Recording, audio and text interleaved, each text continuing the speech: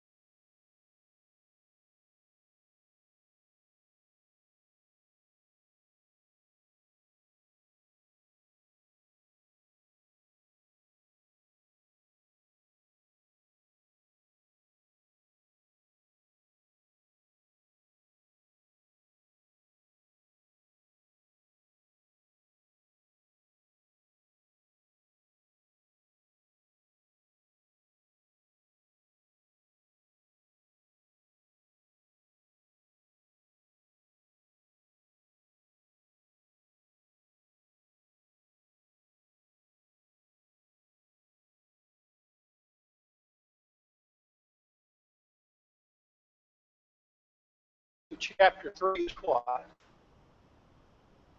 As you read it, I bet you had this question, or at least as you read it the first time. What's your question? Chapter 3. Why all these details? Didn't you think? What you think that? You read this the first time. Why is it important? Why did God decide that we needed to know that this person built this part of the wall and these people built this part of the wall?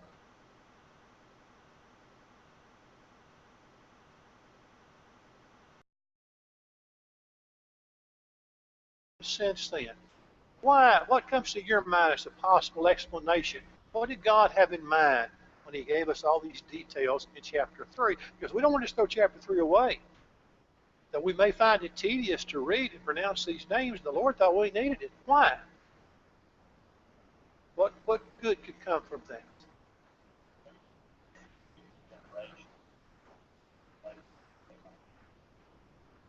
Okay, Ken says succeeding generations could look at the different sections of the wall and say, hey, my great-great-grandfather, he built that bit of the wall right there. You know, some of my ancestors were responsible for this tower over here.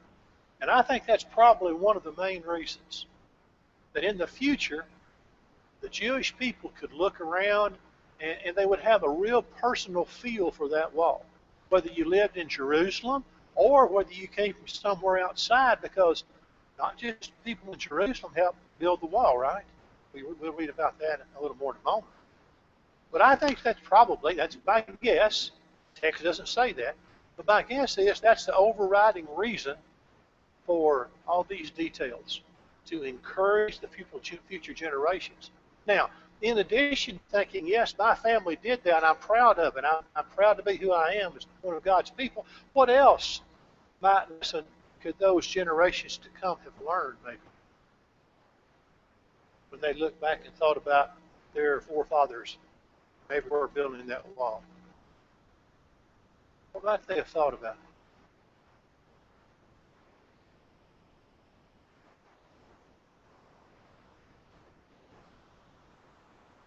I'm sorry, I can't hear you over the rain. I'm going to have to get closer. Say it again.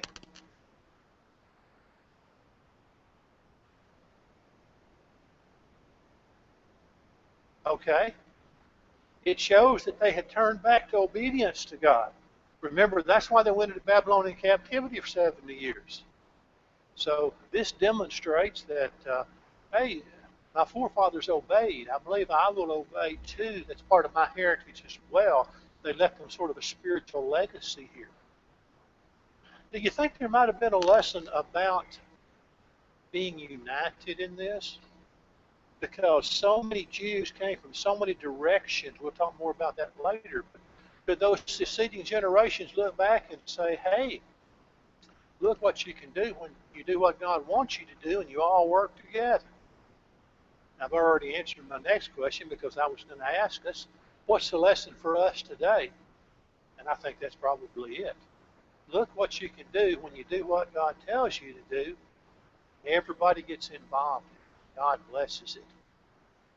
So chapter 3 is not just one of those things that you want to skip through, like names and genealogies and generations and all that. You know, we tend to skip through them sometimes, but they're there for a reason. We need to try to seek out those reasons. I think that's probably why we have all of these difficult names and so forth in here for us, recorded in detail, because God wants us to think about some of these things. Now, here is a simplified version of what most people think Nehemiah's restored wall would basically cover.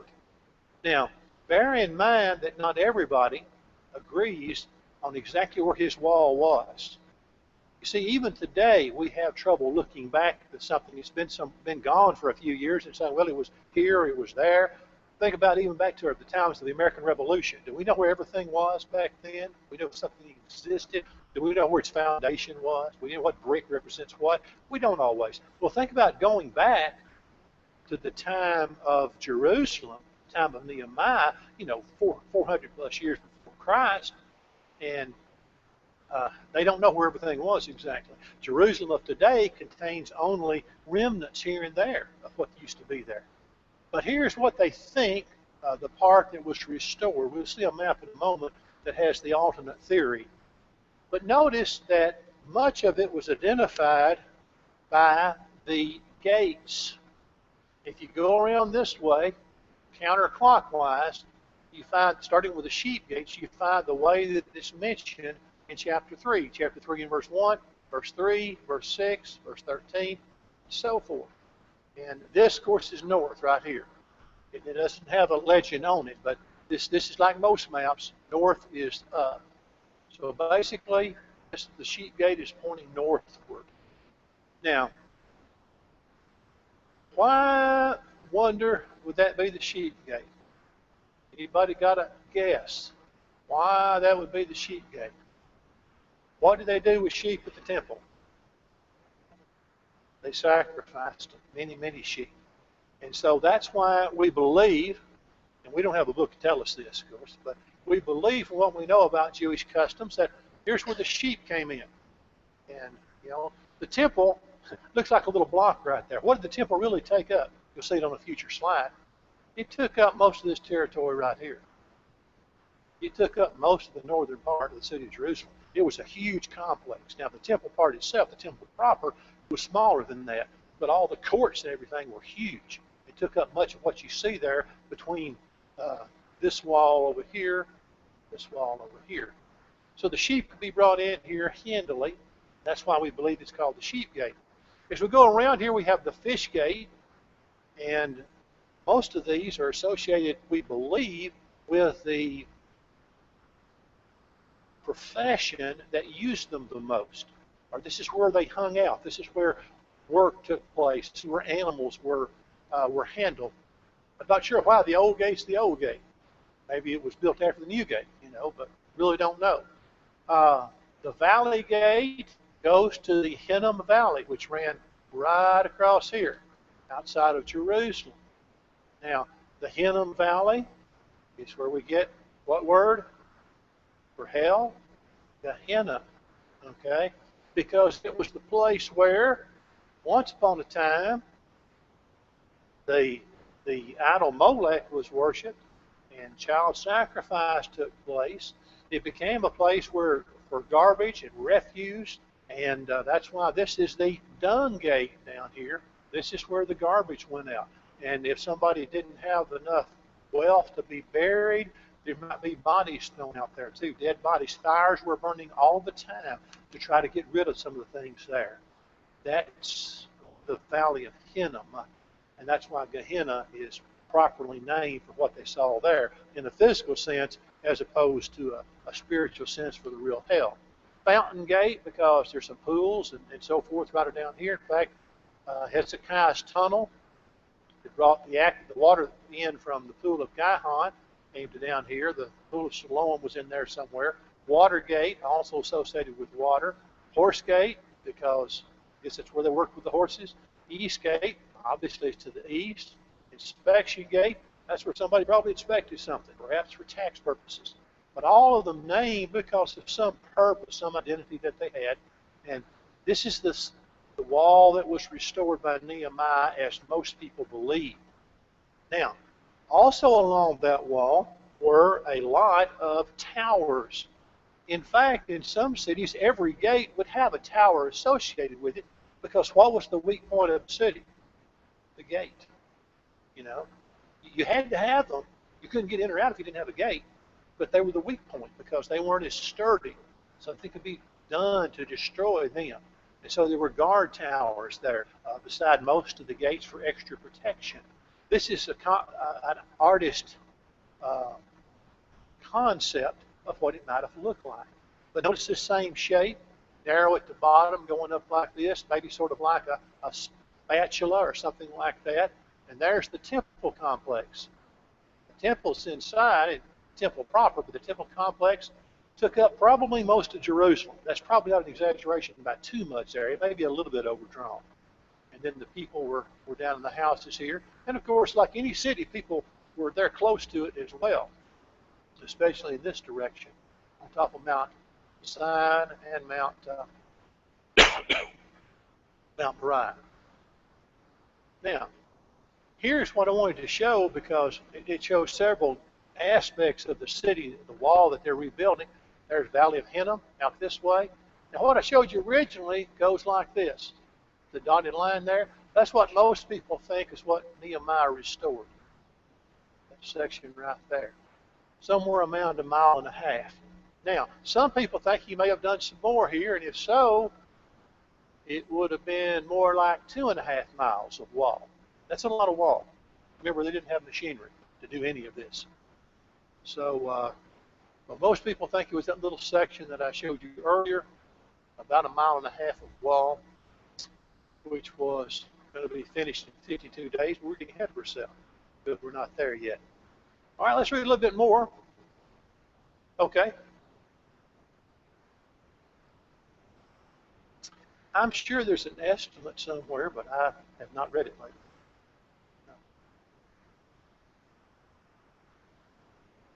It would probably be an estimate at the very best on it. Okay, Malchijah, the son of Haram, and Hashbub, the son of Pahath Moab, I should have let this part out, repaired another section, as well as the Tower of the Ovens, also called the Tower of the Furnace. And your translation may have another word. Any guess what the Tower of the Ovens and the Furnace were? What do you associate with ovens and furnaces? Fire. And we believe that's where the signal fires resided. If they wanted to signal somebody with fire, especially by night, that would be where they would do that at that particular tower, the Tower of the Ovens or the Furnaces. And next to him was Shallum, the son of Halahesh, leader of the half of the district of Jerusalem. He and his daughters made repairs. Daughters, women worked on this project. Everybody was excited. Well, I shouldn't say everybody. Almost everybody was excited. The Jewish people as a whole really wanted to build these walls and got excited about it. Almost everybody helped, except a few. Next to them, verse 5, the Tekoites made repairs, but their nobles did not put their shoulders to the work of their Lord. The nobles, for whatever reason, maybe they were lazy, maybe they were concerned about the different enemies that were around them, and they thought if this thing goes bad, then if you've been involved in trying to build this wall, they're going to, take reprisals on you. So maybe they were afraid to really get involved. Let the people go, but if anything's said after, they come in and destroy, you can say, well, I wasn't in on it. The people went, I couldn't stop them, but I didn't have anything to do with it. Maybe that was their reasoning. But for some reason, the nobles of Tekoa, who was from Tekoa? Amos, okay, city of Amos. The Tekoa nobles did not get involved in this building, but almost everybody else did. Now, you think about that and you think, well, what if they had to? What if all these people that didn't had gotten involved? What might have happened? Well, it'd probably been less than 52 days, and something smaller than that in the amount of time that it took to rebuild the walls. All right, as you read through this chapter 3, I think this is part of what we talked about a while ago, the Lord wanting us to understand the power of working for Him with everybody involved. Now here's who got involved. Common people, nobles, not the nobles from Tekoa, but a lot of others did. The priests, Levites, the temple workers, which in some translations use the word Nethanim for temple workers.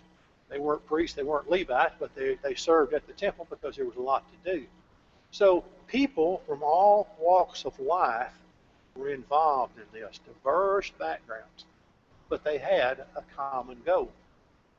And as we've already suggested, they didn't just come from the people who were going to live there. Now you might say, well, it's not very surprising that the people who lived in Jerusalem would have a vested interest in building this wall up. That makes sense, because, hey, this is my wall, this is my city. However, the fact is, besides the fact that God wanted it done, it was His will, this strong city was also a refuge to all those people that lived around. And it was also an indication that the Jewish people are back. We are a people to be dealt with. God is with us. He has blessed us. And we're so strong that we have a walled city again. You can't run over us like you perhaps could have during this past 70 years. So everybody wanted this wall built. The residents of Jerusalem, obviously, they lived in houses up against the wall, some of them. The people of Jericho came to help. The people of Tekoa, the people of Gibeon, and on and on and on. And that's why chapter 3 seems tedious, because all of this is mentioned. What the Lord is telling us through the book of Nehemiah in this chapter is everybody got involved.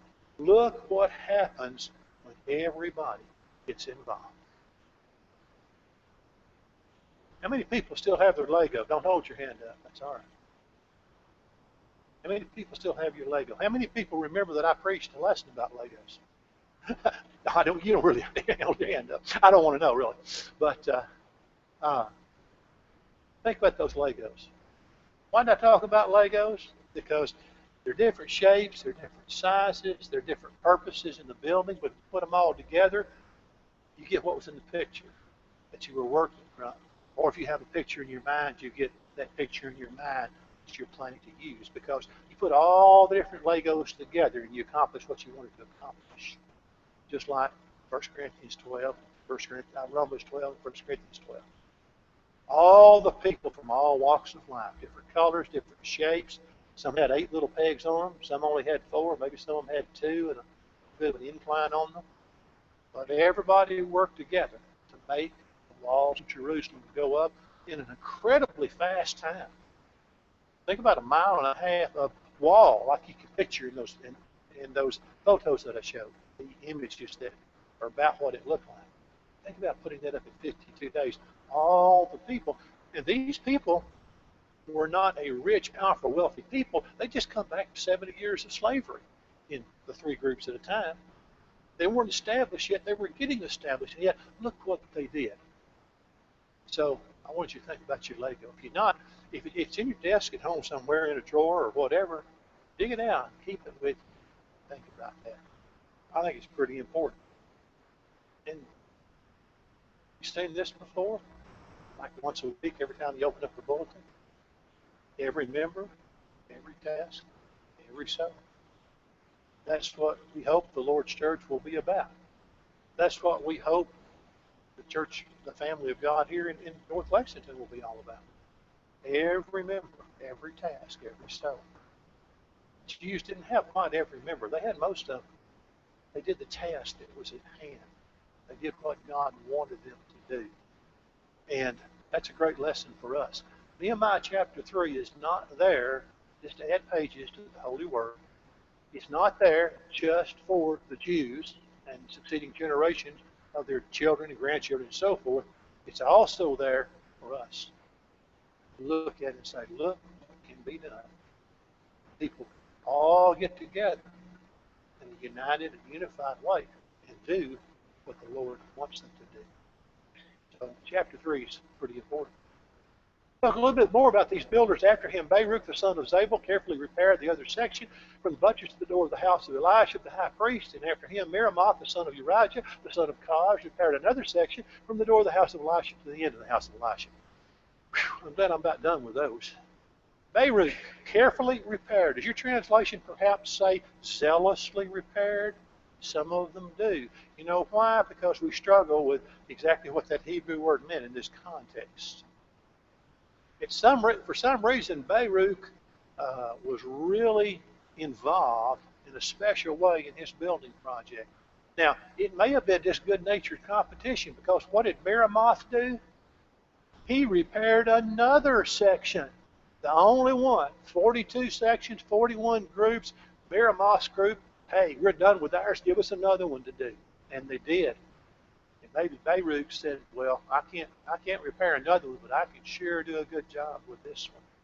Maybe that's what was going on. We really don't know, because we're not sure of that word, that Hebrew word there for carefully or for zealously. All we know is they worked hard, they were serious about it, whatever the word means, of the possibilities. And we know that Meremoth was so excited. I want to do another one. I don't want to just do what I have to do. Give me another section of the wall. Now, maybe his wall wasn't as in bad a shape as everybody else's. Maybe he had a little advantage there. But at any rate, when he was done, he said, give me some more work to do. I want to build it up again.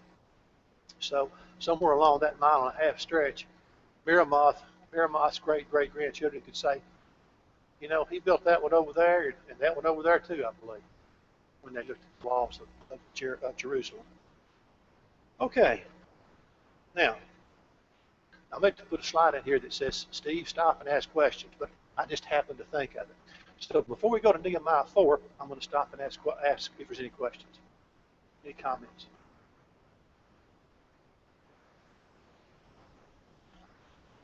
I don't stop long. I've got another good chapter today. Okay. I just hope everybody remembers why chapter 3 is there. It's not filler.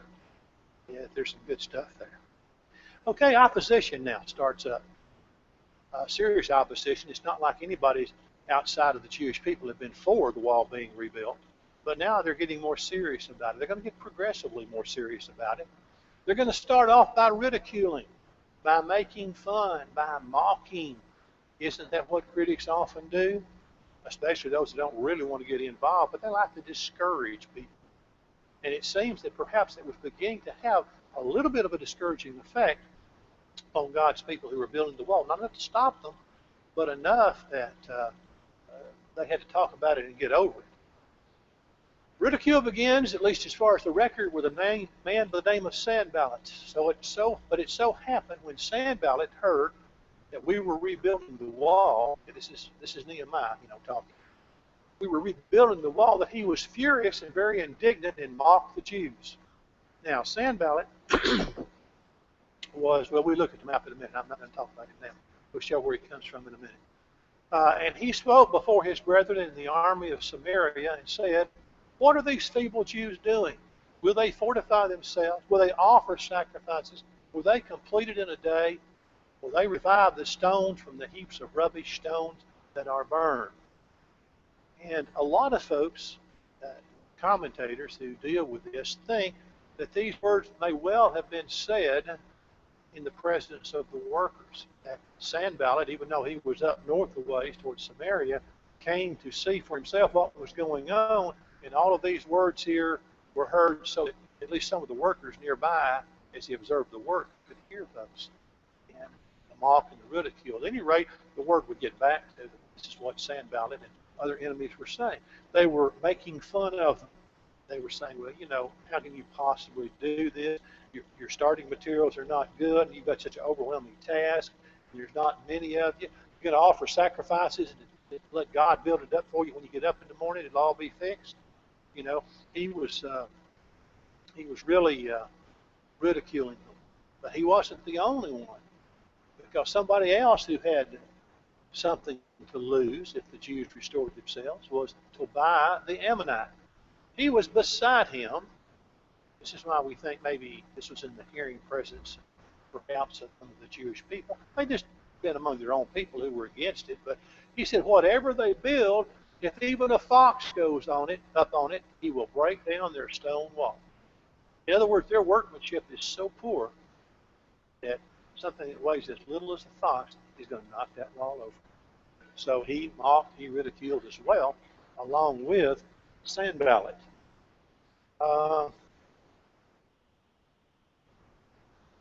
How did Nehemiah respond? Just about the same way he did every other time. Number one, he prayed to God. And number two, he made arrangements to counteract whatever was stopping the wall from going up. Look at 4 through 6. Hear, O God, for we are despised. Turn their reproach on their own heads. Give them this plunder to a land of captivity. Do not cover their iniquity. Do not let their sin be blotted out from before you, for they have provoked you to anger before the builders. So we built the wall. The entire wall was joined together up to half its height. The people had a mind to work. Notice several things here. First of all, as I mentioned, prayer. When something starts to possibly threaten the building of the wall, he goes to God with it. In this case, he prays what's called an imprecatory prayer. You remember those Psalms? It's been a long time since we studied Psalms in here last time, but we talked about the imprecatory Psalms. And those are Psalms in which some of God's finest people prayed to God that their enemies might be destroyed. Lord, wipe them off the face of the earth. They don't deserve to live. They've insulted you as they've, mistreated me, one of your servants. So just get rid of them. Just wipe them away. That was the imprecatory Psalm. The theology of that we'll have to talk about some of the time because we don't have time tonight. But that's a whole lot like what Nehemiah is saying here. Lord, they've insulted us. They've insulted you. They're trying to stop the work. Lord, we put it in your hands, which is, much better than taking it into your own hands, right? If you have those kind of feelings towards someone, which certainly could be justified, you could feel like they don't deserve, to still be around because of they're opposing what's right and good and righteous. The best way to do it is leave it in God's hands. Let Him take care of that. And that's one of the things of the preparatory prayer. But he said, we built the wall. We got it up halfway up as far as we were going to go. You know why? Because the people had a mind to work. So the ridicule and the mocking did not stop them. Now, it intensifies, moves up a notch, because we have the threat of aggression, the threat of violence. It happened when Sanballat, Tobiah, the Arabs, the Ammonites, and the Ashdodites heard that the walls of Jerusalem were being restored and the gaps were beginning to be closed, that they became very angry. All of them conspired together to come and attack Jerusalem and create confusion. So it would seem perhaps that Sanballat and all his allies there really didn't think much was going to come of this building project. They felt the only thing they needed to do is just criticize it a little bit, and eventually people would lose their initiative and it would stop. That didn't happen. In fact, it began to get high enough that there weren't any more gaps in it. It was halfway up. It was already a formidable barrier compared to what it had been. And then they really got angry because they could see the end of the story if this kept up. So they made an agreement to work together. I don't know how much these folks liked each other. Probably not very much. They probably wouldn't have liked anybody else getting stronger either. But all of them didn't like the Jews getting stronger, having a walled city, especially the city of God that had been so special to them before their captivity. So notice Sanballat, Samaria, Tobiah, the Arabs, the Ammonites, and the Ashdodites. Now, let's see where they all were. This map is way too bright, I think, but I can point out to you. Here's Sanballat up here. Samaria to the north. Here's Tobiah. Over here, Ammon. The Arab people stretched all the way from here all around to here, to the south, this side of Jerusalem. And what was the other group? The Ashdodites. At this point, Ashdod had become such a major part of the Philistine Empire that when you talked about the Ashdodites, it was sort of like a synecdoche for all the Philistines. It referred to all of them. So over here on the west side, what did they have? They had opponents. So you see what we have. We have God's people here trying to rebuild Jerusalem, and in all four directions. There are countries, there are people, there are governors that do not want that wall to be built. All that opposition. So as far as having a positive situation, Nehemiah and his people didn't have that in terms of the enemies. The enemies were all around. And of course that's why Nehemiah did what he did. Now, does anybody see, and would you like to comment on the idea of being surrounded by a hostile world? Comments? Today?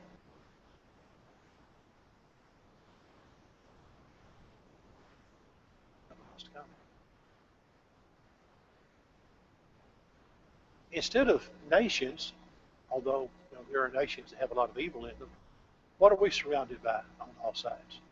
Not so much geographic, but how would you characterize it? This hostile world that we live in. Water. You mean in a metaphorical sense, like we're surrounded by water. Okay? It's that prevalent. In every aspect, just about, right? Is there a aspect of our daily lives where we don't encounter evil? Is the workplace always safe? Is the place of education always safe? Is the place of recreation always safe? Are there social organizations that are always safe? Is there any aspect of our lives and our relationship with the world and all these places, or a possible relationship, is there anywhere where there's not evil, there's not hostile forces, at least to some extent? You're talking about outside the body of Christ. Are we not surrounded? These folks were surrounded. literal, physical, geographically based enemies. Okay? I think we can appreciate that today.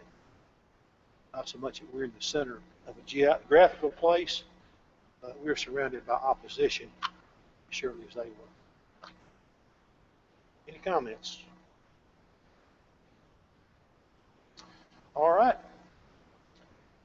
What did Nehemiah do? He prayed and he prepared. He prayed and he prepared. What's the old saying about praying and doing? You pray as if everything depended upon building. I know you know it. God. You work as if everything depended on you. In other words, you do what God has given you the ability and the power to do, and then you recognize that that's nothing without Him, but He expects you to prepare. So I'll turn it over to Him and I'll say, God, in prayer, now bless what I'm trying to do here to serve you. Pray and prepare. And this is what Nehemiah did. Nevertheless, we made our prayer to God, to our God. Because of them, that's the enemies that were coming together as a unified opposition.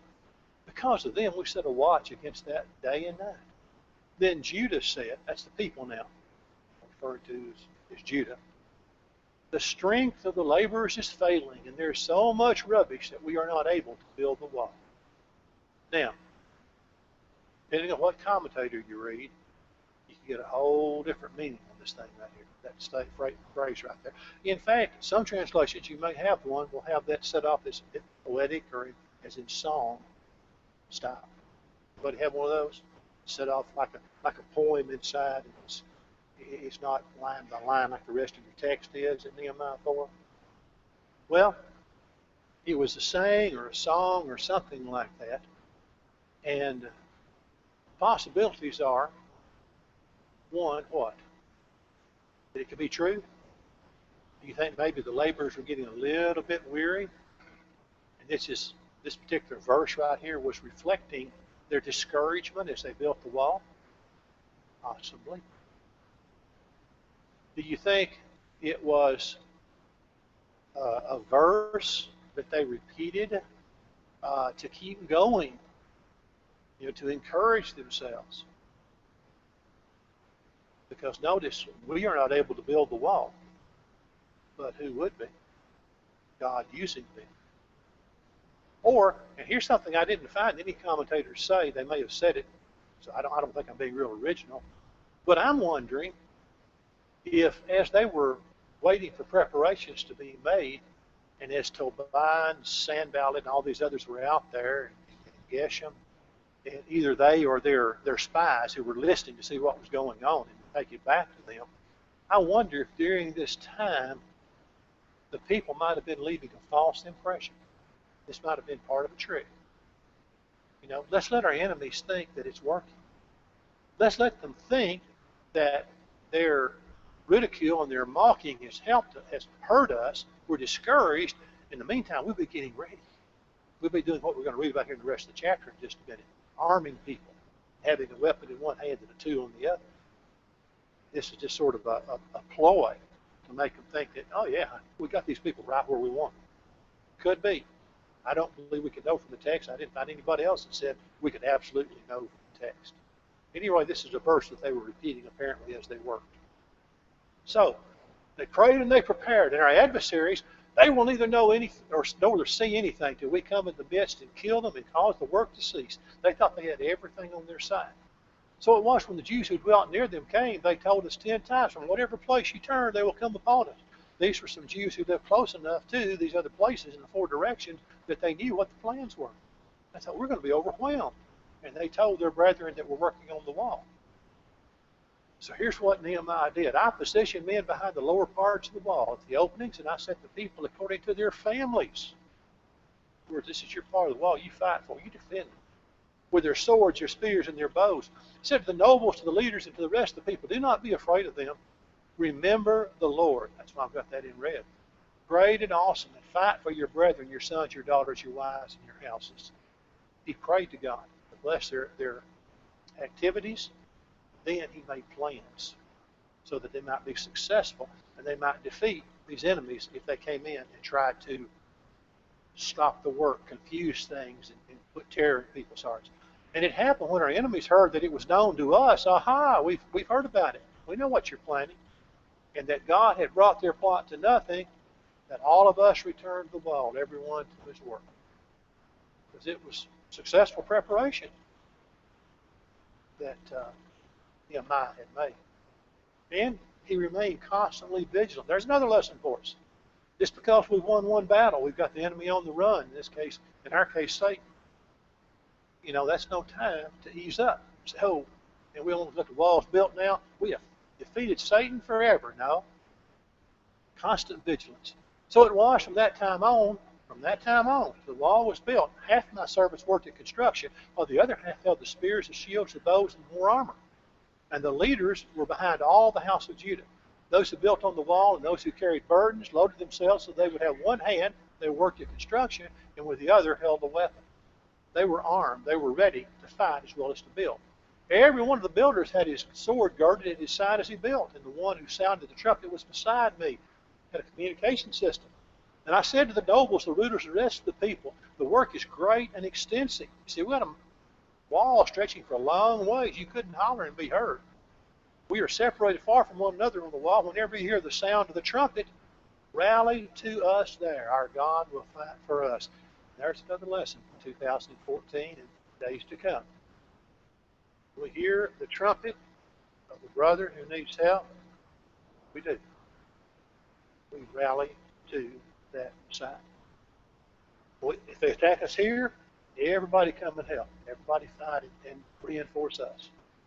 There's a lesson for us today. But we labored in the work, and half the men held the spears from daybreak until the stars appeared. At the same time, I also said to the people, let each man and his servant stay at night in Jerusalem, so that they may be our guard by night and a working party by day. Don't you know some of those people were tired by the time those 52 days were over? Double duty, long hours. So neither I, my brethren, my servants, nor the men of the guard who followed me took off our clothes, except that everyone took them off for watching. In other words, we were just in a state of constant vigilance. Now, if you lived that way physically for very long, it would probably take a toll on you, wouldn't it? We're talking about 52 days. They were vigilant. They were determined. And as we'll see next week, when Dennis gets back to share it with you, the wall got built. So that's chapters 3 and 4. We'll let Dennis start on chapter 5 next week and carry us on. Thank you for your attention and your comments.